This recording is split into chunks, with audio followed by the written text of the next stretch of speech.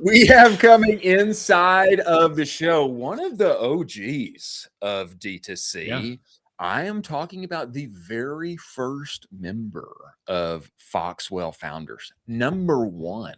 He even beat out Rock Hladnick. You know, we had Andrew on Ooh. yesterday, and people were fighting, saying I was first. I think I was number one. And now, no, that prize goes to the man who's coming inside of this show. I'm talking about the founder of TagHero, Brett Fish. Brett, get in here, Brett. What's up, Colin and Chris? How are you guys? Boy, we're even better. We're even better now that you are here, my friend. Oh, thanks, man. I have been wanting to talk with you for a significant amount of time, and I will tell you why. Your expertise is largely a black hole for me when it comes to the technicalities and getting into Google Tag Manager and making sure my pixel or my Cappy or what is all set up correctly such that Meta can get signal from what is happening in my account. It's a black hole. And I think for a lot of perhaps non-technical people that are inclined like myself, that may be the case. Brett, if you would, man, I'd love to just start out from this standpoint. Man, what is happening on the technical side that you see when you review accounts and people come to you, you talk with agencies, you talk with founders? What is going on that's like the top 3 boneheaded issues, things that are happening inside that should be fixed quickly such that people can get an incremental return on that piece of their business? Yeah, sure. First, I will say, I think Rock might have actually beaten me and been the number one member in. No. And I only say that because Rock is my boy. We've hung out. Like, I love Rock. So I have to give the hat tip. He might have been the first one in there. I was one of the early ones, but he was in there. So I'll let Rock have that honor. Okay. So the main thing that I always point out when I talk to clients is, in general, the data side of things is very foundational and critical to success on the platforms, but it's kind of under discussed, right? It's kind of that no one really wants to talk about it. They hope it's working well. Creative landing pages, offers, all that stuff, super critical to success advertising on the platforms. But these are all algorithms at the end of the day. So it's like anything else, garbage in, garbage out, good data in, good data out. So if you want to run your ads as efficiently as possible, successfully as possible, the data is an important component, that you're feeding these platforms as much data and as accurate of data as possible. So I always set that as kind of the foundation, is just get familiar with it. One thing that's always surprising to me is the number of clients we work with who have never really been, like, Meta definitely has the most like sophisticated overall data setup of the platforms, but they've never been in their Meta Events Manager, and they don't know what it looks like, and they don't know if it's good or not good, or if there's something broken or not. So getting familiar with it and just kind of like ripping off that Band-Aid and knowing what it looks like, I think is kind of a step one. And then there's a few things that we see overall, as far as like auditing is by far our most popular service at TagHero. So we do hundreds of ad account and event manager audits a year on their tracking and their data. So there's a few major things. One is making sure you're sending all of your events via both Pixel and Conversion API, which is Conversion API, or CAPI is Meta's name for server-side tracking. That's one. Everything changing in the landscape, pixels can get dropped and lost, and Meta actually provides some metrics on like how much additional conversion data you send that you capture via CAPI that you wouldn't have without it. Like if it was only Pixel, what you would lose with like pixel drop. So that's a big one. Making sure your EMQ scores, and we can talk a little more about EMQ because there's all these acronyms, right? CAPI and EMQ and FBC, and it kind of gets convoluted. But making sure your match rates are maximized, and we can talk a little bit more about what that looks like. That's just saying to Meta, with Meta, for example, EMQ is how well can Meta match my actions on your website after clicking an ad with users on their platform. So if I click an ad and I go to your website and I'm looking at products and adding things to cart and then purchase, how well can they attribute that purchase to me as a user on their platform, so that then they can go and serve their ads to other people like me who are likely to purchase. So it really drives that optimization flywheel. So that's a big one. And then just making sure that your event setup is clean. Like, I can't tell you how many times we go in and do an audit, and there's duplicate events coming from either, a summer intern set up a Google Tag Manager container on the site like 3 years ago and no one knows. Meta has a codeless tool called Event Setup Tool that I call the silent killer, because it's not present anywhere in the code, but it'll be sending events. So making sure your events are clean and accurate, volume counts and things like that. Those are probably, I'd say, the 3 biggest low-hanging fruit things. Colin, I'll let you take this here, but before we get there, I just want to say, like, this kind of saddens me. It kind of discourages me because I am like the operators who you just described. They're thinking about CRO, they're thinking about offers, they're thinking about ad creative, and I'm like purposefully blacking out this piece that I'm out just hoping that it works. I am, because I don't, you're going to tell me to get into Google Tag Manager. I'm like, oh gosh, I'd rather just go make a different ad, really, or evaluate my EMQ or whatever. I make sure my data is clean. I'm like, I'm going to go make some more ads. And so I'm a little saddened that this is such a real thing, but it is. And so I'm glad that you're showing me the light. And I think, and candidly, I mean, that's why we exist. I had an agency for almost 9 years, and this was TagHero was kind of like an accidental like spin off. We got really good at doing this for our clients, and then we were a Meta technical partner for 5 years. So we were a vendor of Meta, helping their advertisers fix these things and clean them up. We're a badge partner with TikTok in the same capacity, but that's why TagHero kind of came to be. There's a need out there and not many people are familiar with it. And we kind of had to teach ourselves in-house and figure it out. And then, we've been able to share that with others, but that's why we exist, is coming in with our lens and making sure this stuff is all dialed in. I'm glad that you exist. Even if it was accidental, everybody, we all need it. Even if it was accidental. Even if it makes you sad. I'm Brett, when I think about what you're talking about, I immediately think about you as the data plumber that is connecting and putting all of the stuff together, making sure the pipes are all connected. We had Adam Turner, the CEO of PostScript, on the show, and they're collecting a ton of conversation data right now. Same with the large language models. OpenAI is collecting a ton of conversation data. Right. When do you think that pipeline starts to go back to Meta as enriched data? Because that's kind of the next opportunity where, as you know, everyone on this call, we use these large language models all the time. They're building a profile on us. So imagine if you could get that data back to Meta. Meta serves you an ad. It's beautiful. Your CPMs go down. The world is whole again. Yeah, it'll be interesting, because I actually think Meta's data model is going to have to evolve a bit to keep up with these new, because like the data that you can send to Meta right now is very structured and specific as far as what they want. So like, as a perfect example, you go to a website and make a purchase. Okay, they want you to send a purchase event back to them that happened. Checkbox 1.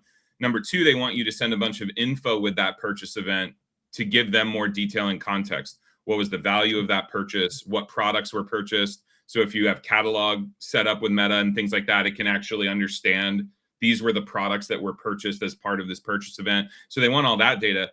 And then they want all that EMQ data also that we just talked about who is making that purchase, so that they can find that person on their platform, right? So they want this like really robust but structured data set that I think they'd have to sort of augment, append to, enhance for some of these like things you were talking about, as far as like this sort of conversational type data or interaction with LLMs, like what that data looks like. Because right now within the structure, other than maybe some like user identification stuff, like there's not like extra fields to add that stuff in, but they might evolve their data model in time to accept more of that, because when it was built, LLMs and interaction, things like that weren't a thing. So they might have to grow and evolve with that. And there's a whole new frontier coming, on that topic with LLMs and now ads within, AI chats. And how do we attribute, what does attribution and tracking look like in those situations where a user actually finds you on Chat GPT and then clicks through and makes a purchase, and like,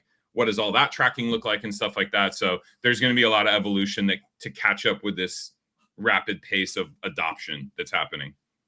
Yeah. Brett, tell me this. I love Meta. I love Zuck.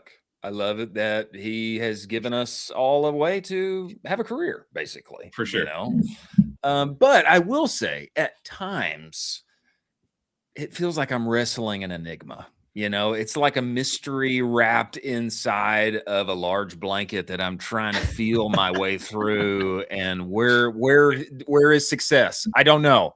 What's wrong with the account? I don't know. There's a lot of times that they feel stuck. It's like I don't know what's going on here. You know, I've had a number of friends in the health and wellness category where it's like, man, I don't know what happened, but a year ago, CPMs doubled for us, and we've been trying to figure it out ever since.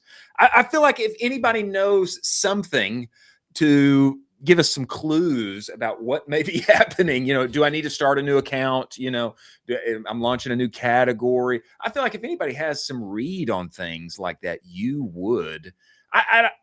Give me some thoughts on that. What should people look at when they're stuck? If they're thinking about launching a totally new category, how should they know if they should start a new ad account? You know, what's going on the health and wellness side? I know I'm giving you multi-layers here, but I think that you've got it. We can unpack. Yeah. So the first thing I would say is I wish I could unravel all the mysteries of Meta. I'd be making probably a lot more money than I do right now if that was the case. But because there's some things that candidly just, you know, we were a technical partner of theirs for 5 years. We worked pretty closely with their solution engineering teams, and we had a lot of access. And even then, there's a lot of stuff that I don't think anyone fully knows kind of how it all works and interconnects, maybe outside of a few select people within, and they don't talk about it. A couple of things you mentioned, though, I think that we could go through, like that are a little more tangible, like especially on the data side. So the first is, and I was just having a conversation. I don't know if you've had Daniel Ocon on the show, but I was having dinner with my buddy. Yeah, he's a great dude. You have to have him on. But I was having dinner with him last night, and we were talking about this. Meta kind of tends, and pardon the nerdy sci-fi reference, but like, you know, in Star Wars when Luke's attacking the Death Star and he gets down in the channel and to avoid the guns, Meta gets in these grooves of optimization, and it can be great. Like when you get in this groove between the ad account and the data and everything is just working and you're in this groove. If anything disrupts that groove, it can be really hard, if not almost impossible, to get back into it, to like recapture that magic. And it can be thrown off by a lot of things. And I know that all sounds very nebulous, but that's about where the, like, I think understanding of it, because to your point about new ad accounts and whatnot, we've seen numerous clients now where they have a hero product they've sold forever, consistent AOV.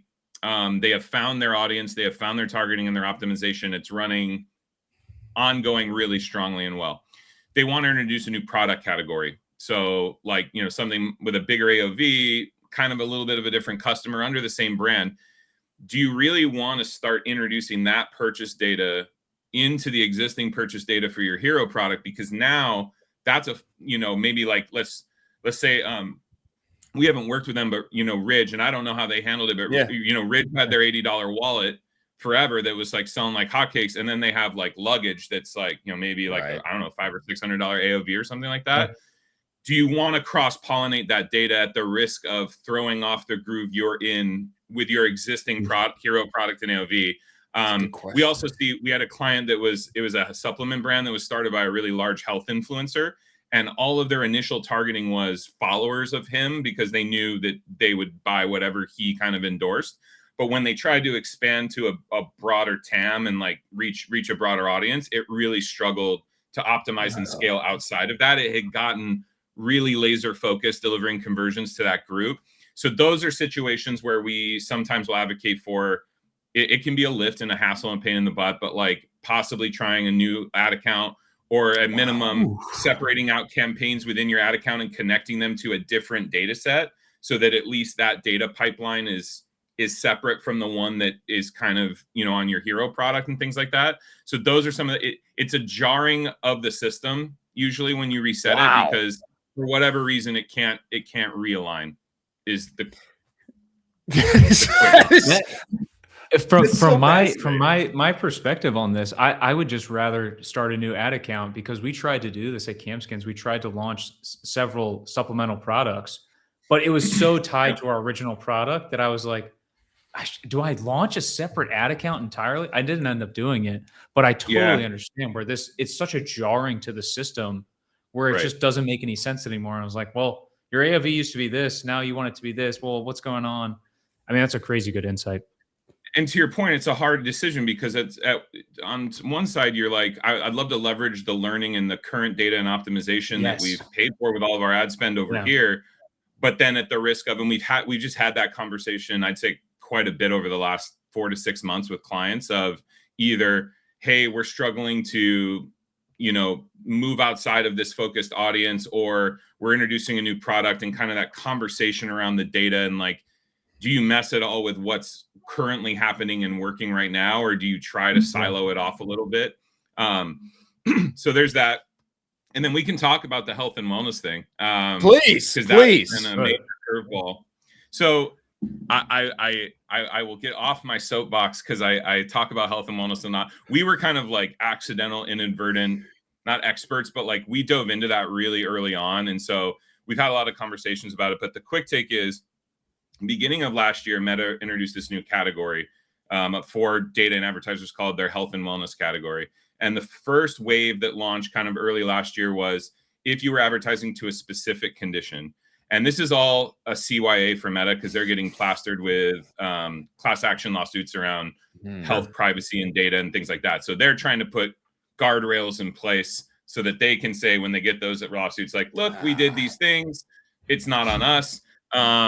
So they rolled out this first round, and it was going after advertisers who are advertising to a specific condition, with the idea of like, if I don't have athlete's foot at the moment, thankfully, but if like I'm searching for like, or if I click on an ad for athlete's foot treatment and I buy a product, then someone in my house might get retargeted with like athlete's foot stuff. And they're like, do you have athlete's foot? And it's this violation of privacy. And the original restriction blocked all your lower funnel events. So anything below a view content, so add to cart, initiate, checkout, purchase, are blocked and went away. So that was phase one. And the popular workaround to that was using custom events. Even though Meta said don't do this, that was, even Meta reps were telling advertisers, use custom events, you'll be fine. So you'd replace your purchase event with a custom event called, like, let's say success, and every other way of purchase, and you'd optimize toward that, and that worked pretty well. And then the really interesting turning point was midway through last year, they expanded the categorization. They added a new subcategory called Other, which is really broad and benign, and no one knows exactly what the criteria is and who fits in it and doesn't. The restriction on that was not losing lower funnel events. They put you in what Meta calls core setup, which core setup is just, it closes some data loopholes. It shouldn't really have a big impact. But what we saw immediately across dozens and dozens of accounts was, as soon as that data set was categorized as health and wellness, they saw an immediate negative impact in their ad account. Conversion rate drops, increases in CPM and CPAs, struggling to spend against budgets, things like that. And originally we tried to reason it away with seasonality, macroeconomics, right? Like everything else you go through in your mind about why things aren't working. But when we saw enough of these causational, like, here's the categorization, here's the impact in the ad account, it became obvious that the actual technical explanation Meta gives of what happens doesn't line up with what we see. What we see is, as soon as your data set gets that health and wellness categorization, there's this negative ad account impact. A client called it a mysterious force. I think that's about as accurate as we have. And as an aside, I'm not totally convinced that Meta knows why. And I'm also not convinced that they even know how to pull it back, because we've also seen a lot of clients who have appealed, requested the manual review and appealed that decision. They have pulled it back, but the results stay horrible. Like, it doesn't rectify and straighten out. So it's almost like the throwing a rock in a lake and the ripple, right? I think once that rock drops in the lake and that ripple goes out, I don't think they can pull it back and claw it back. So we've seen it hit a lot of advertisers. It seems we haven't seen a lot of like recent waves of those categorizations. So hopefully it's maybe cooled out a little bit by now. It's an automated process, but it's definitely thrown a wrench, in a lot of advertisers' like efforts and definitely a frustration point. Wow. Would you I'm not hearing much ways out. Yeah, I'm just thinking, would you recategorize from the get-go and just say, hey, you're going to be categorized as beauty, or you're going to be categorized as whatever, and we're just going to ride this wave instead of diving into this, even though it's factually correct. We're just going to ride. We're going to hold the line here, and we're going to say you're this category. Sorry, can you say that? Can you say that again, Colin? Yeah, are you talking about like starting a new account, Colin, and trying to get new account something else? Exactly. New account categorizes entirely something else out of health and wellness to basically avoid it entirely. Unfortunately, you can't do that. So what happens is anytime you send data, we're talking about earlier, Chris, about let's send all the data to Meta. When you send that data, Meta is scanning and reviewing that. So it's not only scanning the data that you're sending, but it's also looking at the website that it's coming from, and it's crawling that website and its content to look at what's there. So this automated review process for the health and wellness, as soon as you start sending data to Meta, it's going to know what it is and categorize you. Unfortunately, with, I would say, normal day-to-day approaches is not something you can avoid. There are solutions available. There are sort of workarounds that exist, possibly ones that TagHero could help with if you need help.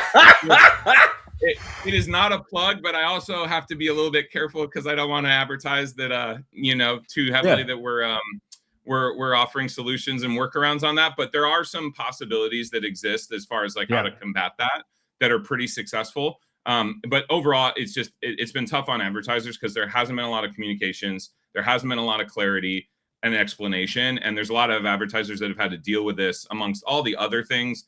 Now they can't use credit cards anymore to pay on their accounts and get points. Now they have to get invoiced, like all these other wrenches. It's just like one more, thing to have to deal with, unfortunately. Yeah. I think everything that you've said has provided so much interesting context for like what we live in and work on every single day. Even sometimes even Meta, they don't know why it works that way. I mean, that's so interesting. But you slipped in some very important information, that nobody can officially offer any kind of help, but maybe they should talk to you. Maybe, that we'd be glad to explore what's possible. Slide in the DMs. The DMs. I'll say this too, Brett, for being a man of data, a data man, you break the mold. You break the mold of the typical data man. You expect, somebody who lives in a dark room for 18 hours and has 3 sets of glasses, and yet you're on here, and I think your testosterone's through the roof, and you got muscles bulging out of the screen. It's like it's like the founder of OpenClaw. They're both just absolutely jacked killers. Just crushing. You and the founder, Peter at OpenClaw. They're just crushing it, mogging on us. They're frame-mogging us. Frame-mogging. I'm happy to be frame-mogging. As a man of data, like, But, no, that's what, in a way, though, that's what we try to do is have it be a little more relatable. So it's not this like ultra dry, boring. Like we try to keep it as fun as you, I think, can keep. For anyone listening right now, God bless you. Because like usually people hear tracking and they just glaze over and tune out. But we try to keep it relatable and like explain it in like terms that make sense and connect. And so thank you. I'm gonna send you somebody that you should talk to after the show, or they should talk to you, is what they should do, and see if any help can be had, because that is a tricky dilemma that many of our health and wellness friends have been navigating over the past year. Brett, tell me this, man. We appreciate you making the time, coming on the show. People want to find you, they want to follow you, they want to DM you, talk, all of these kind of things. Where do they do that? How can they get a hold of you, my friend? Yeah, for sure. I mean, you can always reach out to us through the TagHero website, taghero.io. My email is Brett with 2 T's, BRETT @taghero.io. So anyone's welcome to send me an email. I'm also on Twitter. I think it's Brett _fish. It is my X handle. So yeah, feel free.